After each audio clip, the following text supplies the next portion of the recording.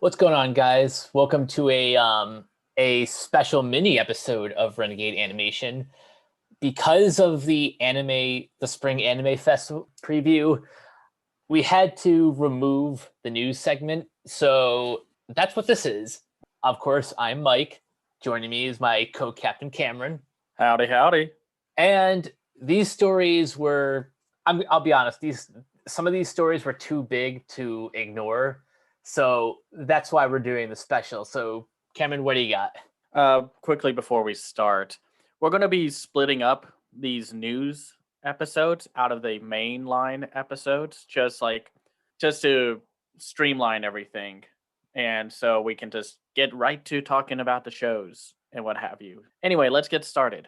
So FXX or FXX has ordered a new dark horror comedy show called Little Demon, which will have Aubrey Plaza, Danny DeVito, and his daughter, Lucy DeVito, in the cast. It is created and written by Darcy Fowler, Seth Kirshner, and Kieran Vala. Little Demon is a hilarious new animated horror comedy featuring Danny DeVito, Aubrey Plaza, Lucy DeVito, and a host of other great talent.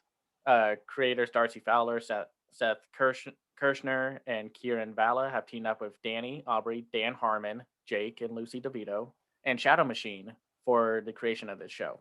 So the synopsis is 13 years after being impregnated by the devil, played by Danny DeVito, a reluctant mother, voiced by Aubrey Plaza, and her Antichrist daughter, voiced by Lucy DeVito, attempt to live an ordinary life in Delaware, but are constantly thwarted by monstrous forces, including Satan, who yearns for custody of his daughter's soul. Plaza will also be an executive producer. Yeah, this sounds it sounds very FX, but I love this combination of talent. I love that we have another animated project that Dan Harmon is attached to. Yeah, if people forgot, he's also working on a Greek tragedy comedy series. I think for Fox, if I remember correctly. But yeah, no, he's busy. He's got other shows that aren't Rick and Morty.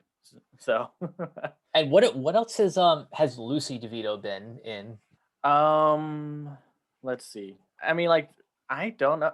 I don't think I remember seeing her in anything. She's been in let's see. Looks like smaller films. Oh, she had a small role in the 2019 Dumbo film and a small role in Jumanji: The Next Level. And she was in The Marvelous Miss Maisel as nice. Irene. Yeah, no, that's a great show. She was also in Melissa and Joey as Stephanie Krause, and she played a character named Lisa in that HBO show Girls. And she was also in It's Always Sunny in Philadelphia. Of course. DeVito was like the best thing to happen to that show. So everyone's favorite Oscar winner, Bong Joon-ho, the director of many films like The Host, Okja, and the Oscar-winning Parasite, is making 2 films. And, well, one of those films happens to be an animated feature, which is, well, I didn't see that coming, but it's also not a surprise for Bong to do such a thing. So, and apparently it's going to do with like an interaction between humans and sea creatures, well, I mean, this sounds great. Yeah, we haven't been seeing that many South Korean animated features, so it's kind of cool to hear another project in the works, especially from Bong Joon-ho, who everyone has become a fan of after Parasite won Best Feature. Mm-hmm. And no, I always like seeing live action directors take on animation, and I feel like Bong Joon-ho will take this very seriously. I mean, I love his work, so this will be incredible. And well, hopefully it is incredible, but we'll have to see. Animation takes a long time, so who knows So how long we probably won't see this for like another 3 years. Probably, like I said, he's working on another film. It's a live action film, and he's also like helping make that American Parasite series. like we actually needed an American version of Parasite.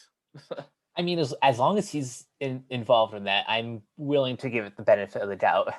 And I'm not being dismissive of it because Adam McKay is behind it. It's just it's always tiring. Then like shortly after the Oscars happen, there's always a U.S. adaptation of a foreign feature, either as a film or TV or as a remake or something like. What was that movie that Mads Mikkelsen was in?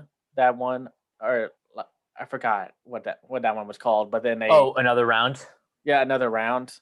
And then like the day after the awards, it's like we're going to do an American remake with Leonardo DiCaprio, and it's just like just make something original. I mean, it's ironic because Bong Joon Ho said once you get past that 1 inch barrier, you open yourself up to a world of cinema, and making a remake of another round and an American adaptation of Parasite just seems to kind of shove that phrase under the bus. But Yeah, I don't know. it's unfortunate, but still, as long as you got Bong Joon Ho involved, that there's some seal of quality. Yeah, no, we'll just have to see how that goes, and I can't wait to see how this animated feature rolls out. So, who's ready for some Kevin Smith and He-Man? So, we recently got our first look at the upcoming He-Man miniseries, where part 1 coming July 23rd for exclusively to Netflix. And along with these new images, we have our first. It was revealed that Powerhouse Animation, the studio behind Sesmanos, Castlevania, The Blood of Zeus, the upcoming Kong, Skull Island, and Tomb Raider anime are working on this show because apparently there are no other studios.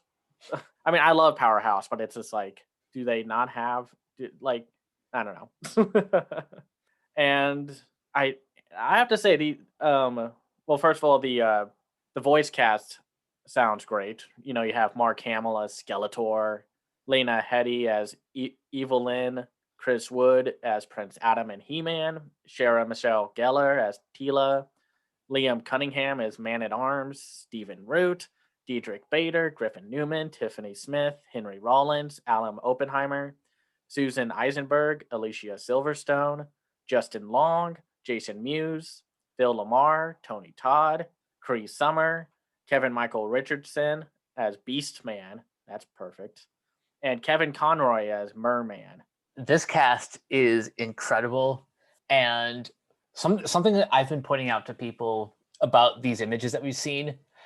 Obviously, Kevin Smith is basing the mythology on the '80s series, but for someone who kind of grew up with Cartoon Network in the early 2000s, this looks a lot more like that 2002 version. Yeah, no, it looks like it's like they kind of combined the two. And like honestly, I think that's the best way to go. Because I mean, let's face it, as nostalgic and important as He-Man was to the '80s cartoon circuit, there were a few silly things that were in that show because of the '80s were not a great era of making cartoons because all the characters had to stay on model for the show for the action figures. So you would have He-Man, Prince Adam, just full like muscular hulking man, and then it would just like be a slightly less dressed version when he turns into He-Man, and it's like nobody realizing Clark Kent is Superman. Pretty much. It's like, do you all not see your prince is like the same body type? I think a cool detail. Looking at these images, there are a couple of bulky women in this, so Yeah, it won't just be He-Man like stealing the show. Yeah, no, I think that's pretty fantastic because back in the day, you had two body types. If you were muscular, you were a man. If you're a woman, you were slender and had a perfect Barbie doll supermodel look. And here it's like they kind of take more notes from like that She-Ra cartoon from Netflix and DreamWorks, where they have more body types and such, which is great because not everyone is is as chiseled and cut as an 80s male action figure. So Exactly. I mean, I think it looks good. I like the cast, and I love that we get to see Moss Man. I liked him from the early 2000s reboot of the show. Now, like, I'm a little worried about how it's going to look in motion because Powerhouse Studios is kind of in the same vein as like the studio that did Invincible, where they kind of look like they're doing Studio Mirror work, like visuals and such, but not as expressive. But that's just me. Yeah, Um, no, I hear you. I'm hoping that we get a trailer soon. If not like tomorrow or whenever this gets released, but like at least like a month or two before this premieres. knowing Netflix, it will be like the end of June, and then like a month. You get 1 month and that's it. Yeah. I also kind of like seeing that we might have some more lesser known He-Man characters. Like I see one of the photos, the guy behind Evelyn, and I think that's Tila. Forgive me, I don't have the biggest He-Man knowledge, but the one with the blue visor face and that red mask thing, it's like I forgot what his name was, but I don't remember him being in like the reboots. I know he was like part of the old show, but Hmm. no, it looks good. I can't wait to see what happens. So some Hold on, oh, go ahead. before we move on to the next topic, I'm just putting this out there in the universe. If we can get an interview with Kevin Smith on this podcast, that would be amazing. Oh man, Just yeah. putting that out there now, Kevin. If you ever stumble upon this episode, hit us up. Yeah, no, Kevin, we'd love to talk to you about He-Man. Alrighty. So the Proud family, Louder and Prouder, have some new cast updates. Billy Porter, famous for the show Pose, and Zachary Quinto and EJ Johnson have joined the cast. Porter and Quinto will play Randall and Barry Leibowitz Jenkins, a mixed race adoptive parents, to 14-year-old activist Maya Leibowitz Jenkins. And I'm excited for this show. I haven't really thought about this show in ages, but I remember really enjoying it. And I like the look of the characters. It seems like they're gonna update the visuals a little more. But I hope they keep like the energy and the spirit of the original show because it's a continuation. It's not like a reboot or anything. Right.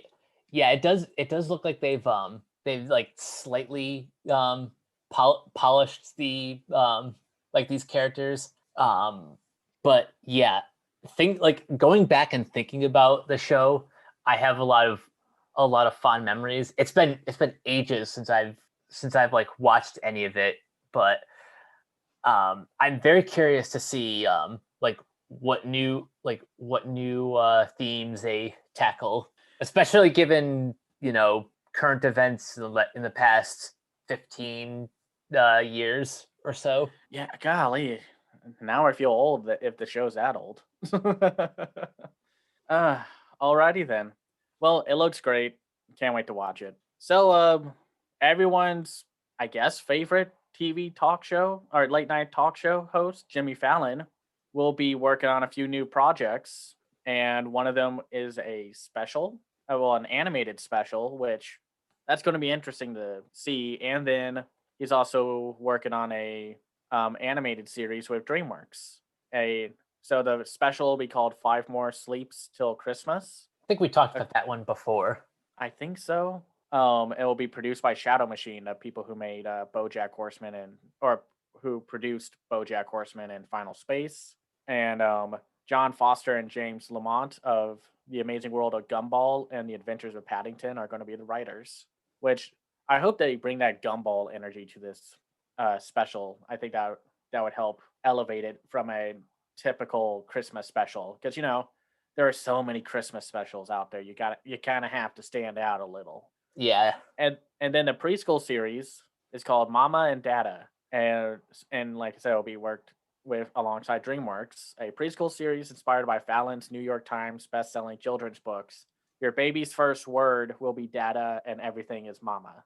It will be produced by Fallon and Kelly Powers, and Johanna Stein and Noelle Laura, who worked on Madagascar, A Little Wild, and Archibald's Next Big Thing, which is the show that Tony Hale produces, will be working on it, and it's set in an imaginative world of animals that celebrate all special things that make a family unique. Well, cool. I mean, this will not be. We won't be covering any of this. I mean, maybe we'll cover the special, but the preschool series, we're not going to talk about that. So, Yeah. Um, I'm very curious to see this special. I hope it does something to well, just something that we haven't seen in a lot of Christmas specials of the past. mhm. Only thing though is I'm outside of like stuff like this. I'm not really the biggest Jimmy Fallon fan. I'm not either. He's not my favorite. I like some of the things, like when he and like his guest read Yelp reviews. Like I thought those were pretty charming. But otherwise, I've always preferred the other ones, like Same. Kimmel, and to sort of lesser extent Corden, but mostly for the spill your guts or fill your guts sections. But yeah, we'll have to see how those turn out. So, you know how we're nearing the end of the pandemic, or at least hopefully we are? Fathom Events and G Kids are teaming up to bring back some anime films to release during the summer, since, theaters were pretty much dead last year. And so they're going to be bringing out 4 films through Fathom Events. The first one will be Children of the Sea on June 13th and June 15th. 13th will have the English dub. The 15th will be Japanese with subtitles. Weathering with You, July 25th for the English dub, and July 27th for the Japanese dub. August 29th will have the Lupin the Third the First release with English, and August 31st for Japanese. Promare will be September 16th with its English dub, and September 19th for the Japanese with subtitles. Yeah. I wish that my theater did Fathom Events because if I could convince my theater to screen Promare, that would be amazing because that's one of the many G Kids films that I haven't seen yet, but I want to sooner rather than later. Yeah, no, these are 4 perfect films to show in theaters, especially Children of the Sea. Like, I still remember Animation is filmed back in 2019. Just the amazing experience of watching that film, especially that third act unfold. Seems like that would play really well in IMAX. Yeah, wouldn't that be great? And Weathering with You will be great on the big screen. And Promare, oh man, that was one of my favorite screening experiences from 2019 as well. I remember I saw it like a week or so after I saw Neza, and to be in a packed room with Promare was amazing. It's like one of the few times where I'm like, yes, I am happy to be in a packed room. That's awesome. I think Lupin the Third the First will be the only one I think that won't be super affected by being on a big screen. But hey, when are you ever going to see Lupin the Third on the big screen unless you are in Japan? So That's true. So I hope, like, what I want to see with these releases is I want everyone who made Demon Slayer a hit to keep this up. I don't want you to be picky because it's like, oh, it's not Demon Slayer or My Hero Academia or Dragon Ball. I want to see everyone make these financially big. I've seen it done with Weathering with You and Promare, but Children of the Sea and Lupin the Third the First are ones I'm worried about. And I guess Lupin the Third will get a good audience because it's still in the public and such. But I just want people to support any foreign animated films that come out in theaters. Yeah. No, no excuses. So if your theater does Fathom Events, definitely go. And if not, you should probably email your theater and be like, "Hey, I want you to play these movies." Yeah, it'll be great. A lot of anime screenings do pretty well from the ones I've been to. Kind of depends on the title being released and where I'm going to said theater and such. But yeah, just make sure to support these when they come out. Alrighty. So I was expecting this week to be kind of news light, like very light on the news. But Adult Swim decided to drop some big news. First off, we're getting a few films. One of them is a new Aqua Teen Hunger Force movie, which okay, that's probably the most nostalgic driven one to be greenlit. I'm pretty okay with that. I wasn't a huge fan of the original film that was released. I remember liking it at first, and then I rewatched it recently, and I was like, "Oh my gosh, I can't stand this movie." I don't think I've ever actually seen the Aqua Teen and Hunger Force movie all in one sitting. Well, what was it? Well, what's so fun about the history behind this film was when it was originally released, Adult Swim joked around with playing it on like TV and such, and they would play like the first 5 minutes, and then they would shrink the screen down to like an inch high and put it right in the corner of the TV while they would play the actual scheduled programs. Oh yeah, that was one of their early April Fool's specials. Yeah, before they did like The Room for multiple years and such. I don't know. I was a huge fan of Aqua Teen, but then I kind of got tired of it as it went on. Like I grew out of it. But I still loved the cast, and of course Dana Snyder as Master Shake steals every episode he's in. But we'll have to see. The other news were two other films. They're finally going to bring a closure to Metalocalypse. Finally. Like, oh my gosh. Everyone thought this show was dead. And it ended on like a cliffhanger. So it's like, why would you not finish it up? This is like how Samurai Jack's final episode before the final season came out was Jack saving a baby. Okay. It's like, don't do that to people. And this is the one I'm looking forward to the most because I was a huge Metalocalypse fan. I never saw the whole thing, but all the like anytime that I just happened to stumble upon it, I would end up loving it. And of course, that's typical for me being the metalhead. I always love using the Nathan Explosion, or I think that's what the main character's name is, or the singer. Like anytime something savage happens, I just respond with the gif if I'm saying brutal. Or I love when the episode where they almost died and they're just like, they're like, don't call it death or we almost died. Can we just call it something else? Like hamburger time. Like, it's about the biggest death metal band in the world, and they're not the brightest bulbs in the kitchen, to say the least. I was like, when I go to the grocery store, I like referencing the first episode and calling grocery stores food libraries. But that's going to be great. And then we're going to get some closure for the Venture Brothers. And yeah, this one's a lot better because, the cancellation was very bittersweet. This was like one of the first real casualties of like the big shakeup at AT&T and Warner Media. Yeah, because this was always a fan favorite show, and then the original founder and head of Adult Swim was like the one thing keeping the show going. And then once new people came in, it was just like, okay, you know what? It's taking too long to make Venture Brothers episodes and seasons because it would take like 2 to 3 years for the creators to pop out another season. And I get that. And I mean, we talked about this either last year, maybe.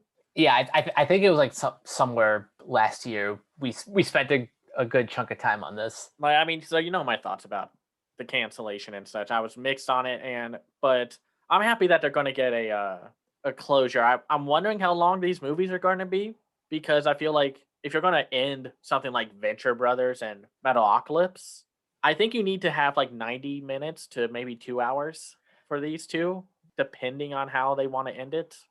Yeah, I don't go any less than 90 minutes. I think Aqua Teen would do better with like an 80-minute film. Yeah.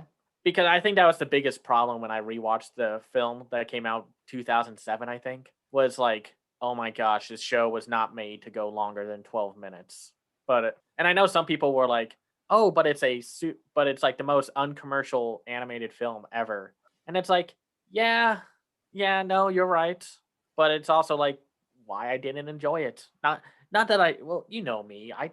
I like both the major stuff and the indie stuff. It's just sometimes the indie stuff is a lot to deal with. But I'm But maybe I need to give the film another watch. I'm sure I'm going to give it another chance because I liked the show. But yeah, this is good for fans of these three franchises, and hopefully, who knows, maybe the films will bring new interest into them. So we'll have to see.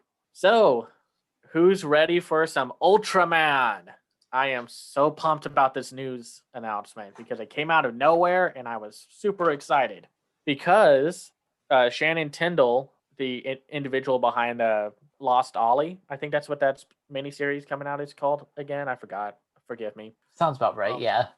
Is teaming up with Industrial Light and Magic and Subaraya Productions, the company that made Ultraman, are making a new animated feature.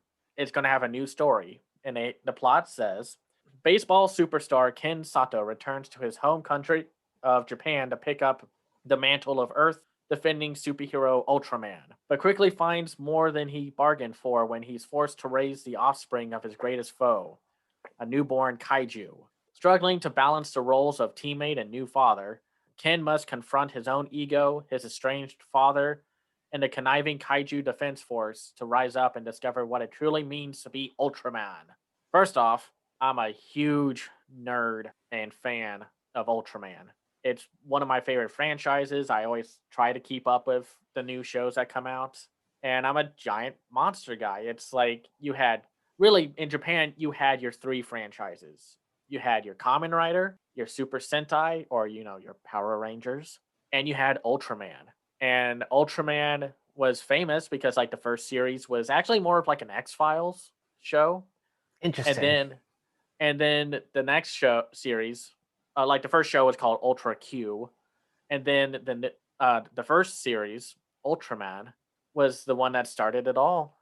And it's so fun, even though it's super goofy at times. And if you're a kaiju monster movie fan, some of the Ultraman monster costumes were reused Godzilla kaiju monster costumes. Oh, that's fun. Yeah, so it's always kind of fun to spot which ones were new and which ones were rehashed. And yeah, and the teaser image that they gave us, if it looks anything like this, I'm down. Like I hope it looks like super stylized like this. like we've had like a good handful of animated films with stylized visuals and CGI. So it's like, why not keep going with this the stylish visuals and such? We're not done evolving CGI animation. So I can't wait. This is going to be great. And no, this will have no connection to the CGI Netflix anime series, which is also really good. So it's its own thing, and it's kind of funny that this might be coming out the same year as Shin Ultraman, the Hideki Anno directed film. So So Ultraman is getting his time to shine next year.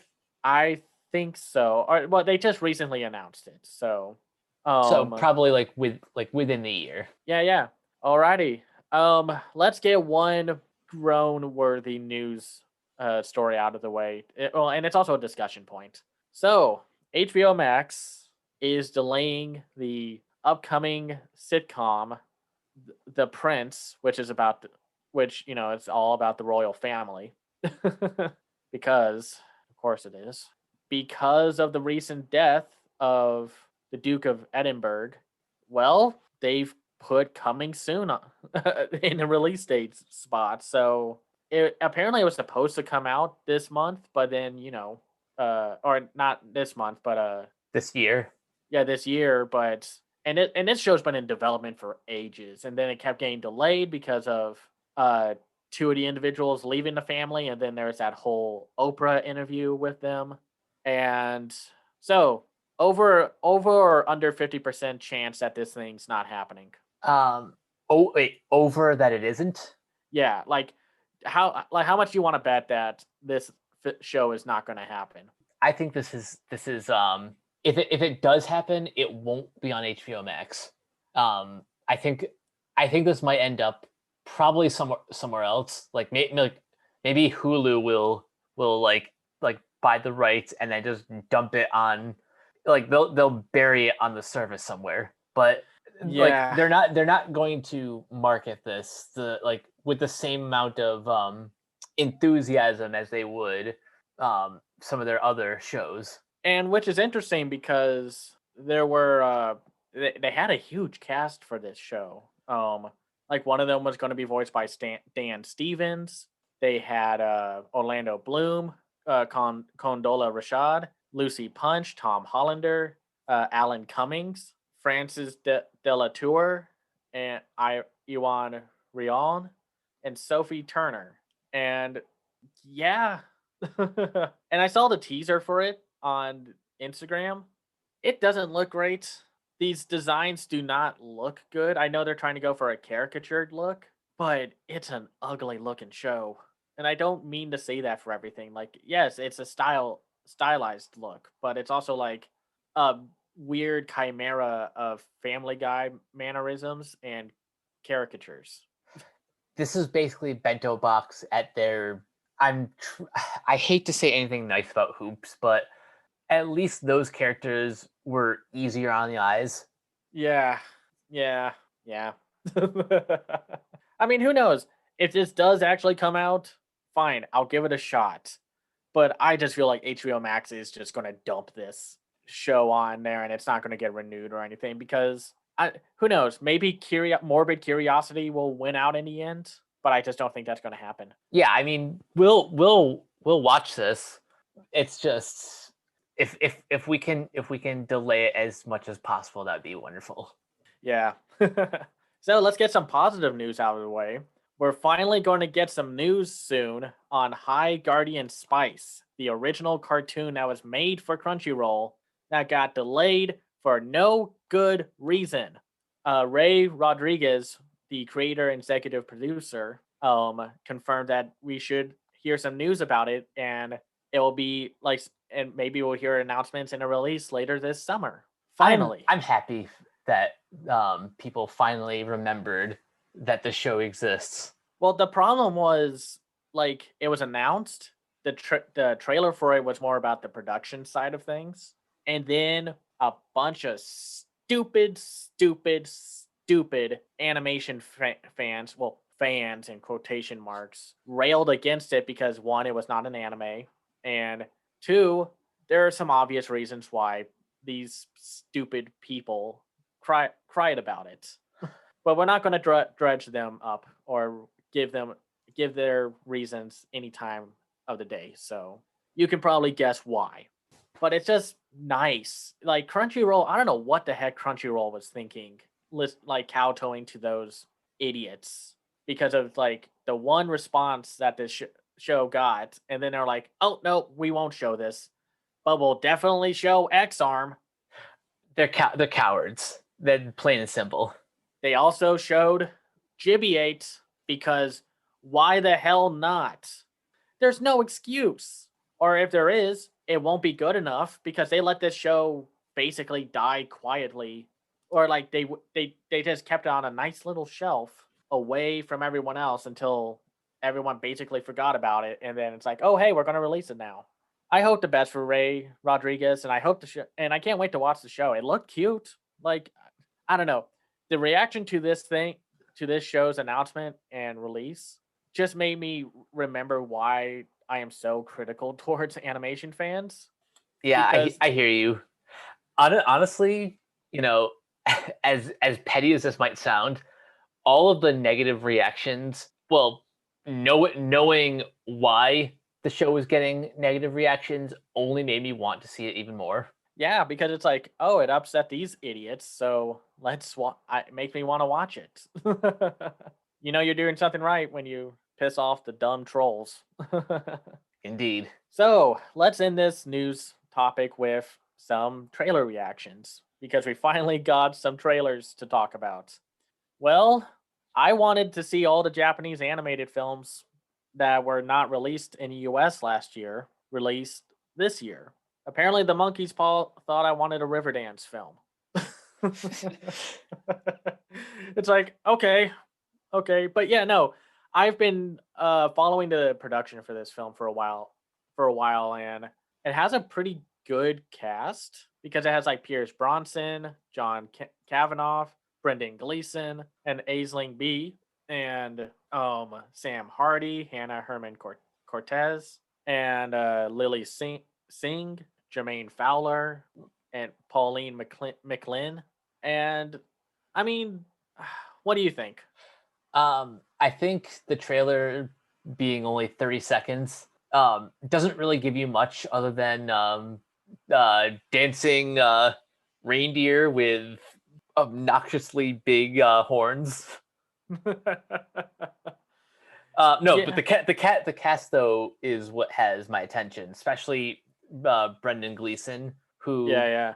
like he's been in a couple of Cartoon Saloon movies, but other than that, I don't really see him popping up in a lot of like voiceover roles. No, and I mean the animation looks fine. It doesn't look anything groundbreaking. The human designs look fine. It looks a little more polished than a lot of films I see. So it'll at least look I thought you were gonna fine. say like a lot of Vanguard stuff. Oh no, I'm not gonna drag that company through the mud. I got energy. I need all that energy to talk about good things. I mean, it looks fine. I don't know if we're ever going to actually get this film. Otherwise, it might be just like I'm sure. I mean, it says it's going to be exclusive to Sky Cinema or like some kind of streaming service, I guess. Sky is it's a channel mostly in the UK. Uh But since if I recall correctly, I think Sky was owned by 20th Century Fox, which mhm. means there could be a slim chance this ends up either on Hulu or Disney Plus.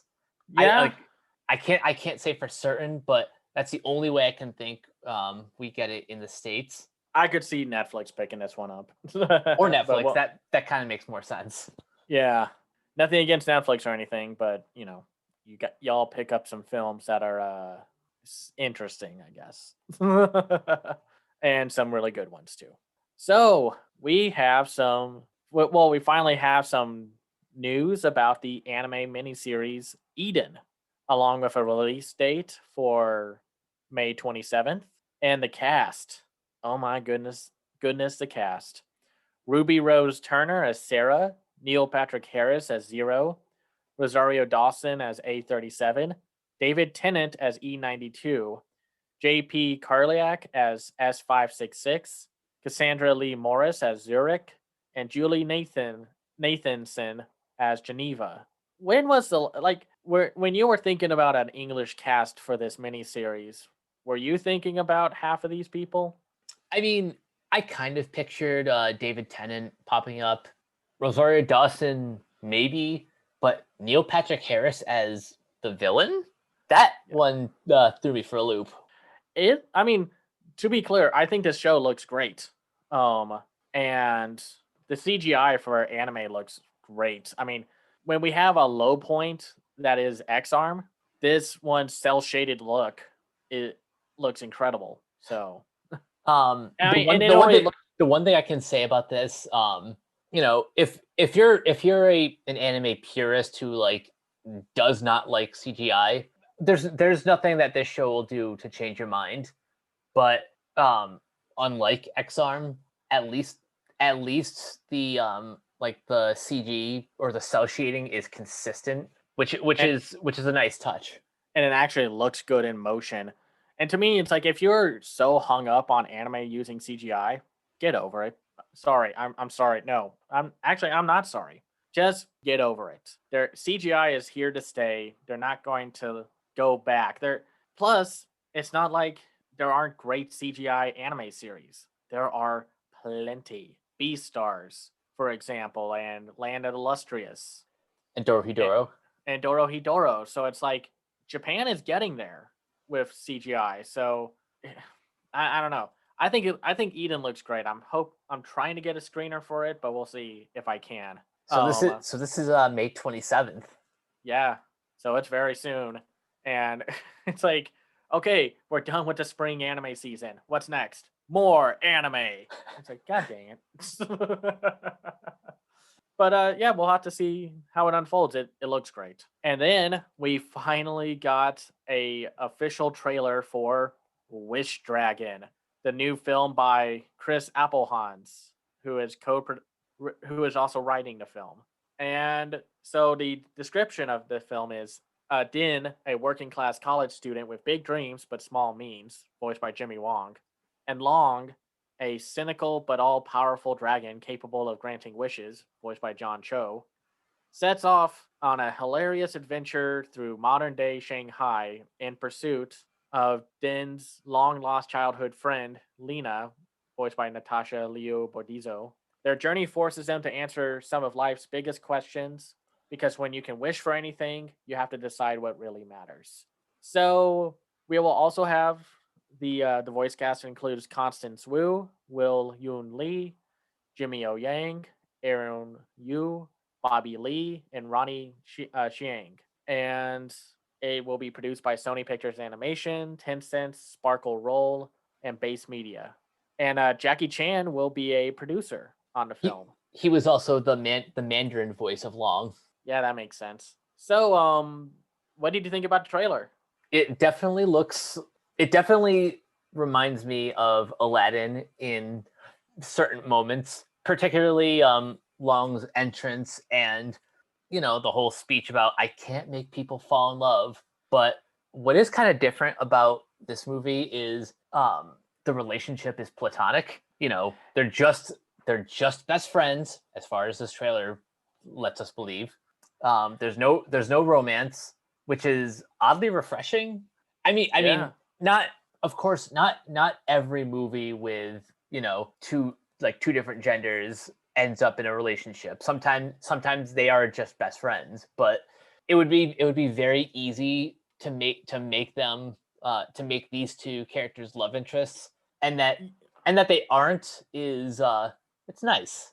It's very refreshing, and I know a lot of people pulled up Aladdin as a reference point, but there are a few things to keep in mind. One, well, first of all, John Cho is great, and if you're do not insult him, or else I will destroy you because he's great.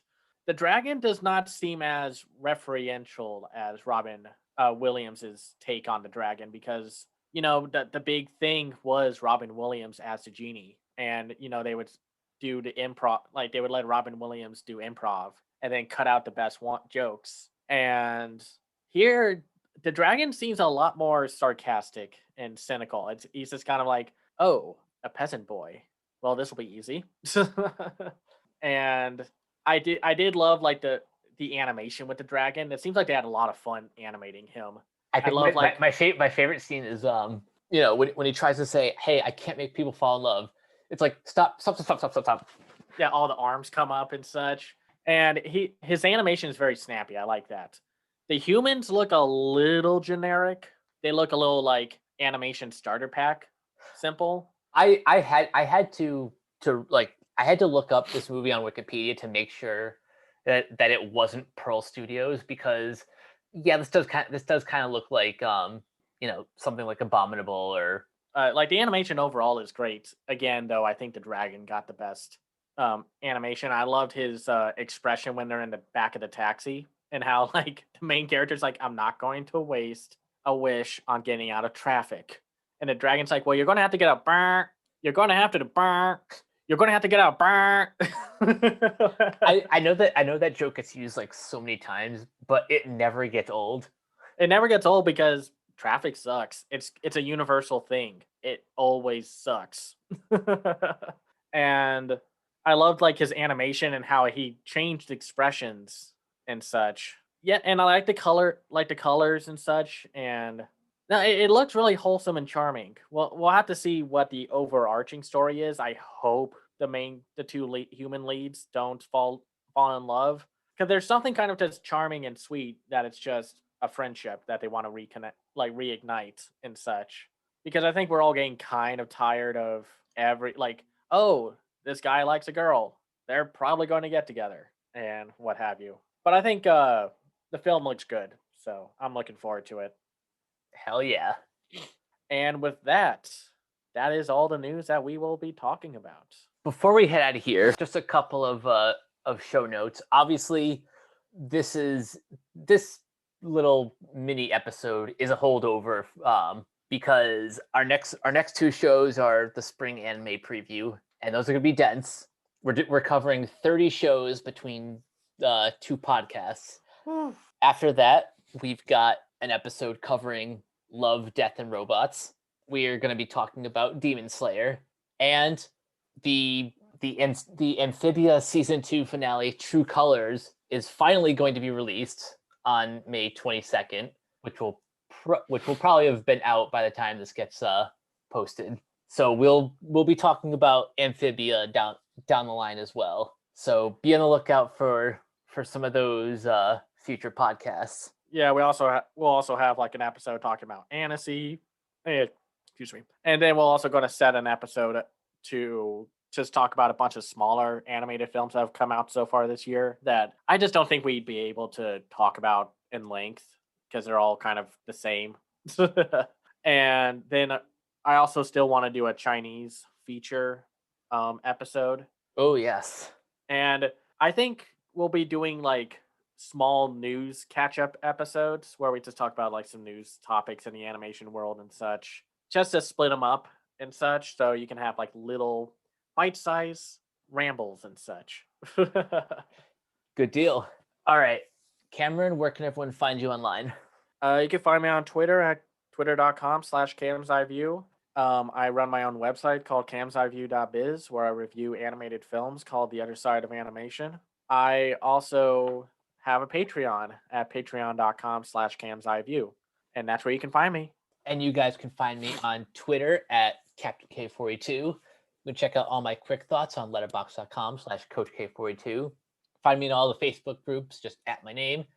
You can check out Renegade Pop Culture on Facebook and Twitter at Ren Pop Culture. You can listen to all of our podcasts on Anchor, Spotify, Apple Podcasts, wherever you listen. And everything can be found at renegadepopculture.com. Need an escape? So do we. That'll do it for this installment of the Renegade Animation News Roundup. We will catch you guys later. Peace out. Bye.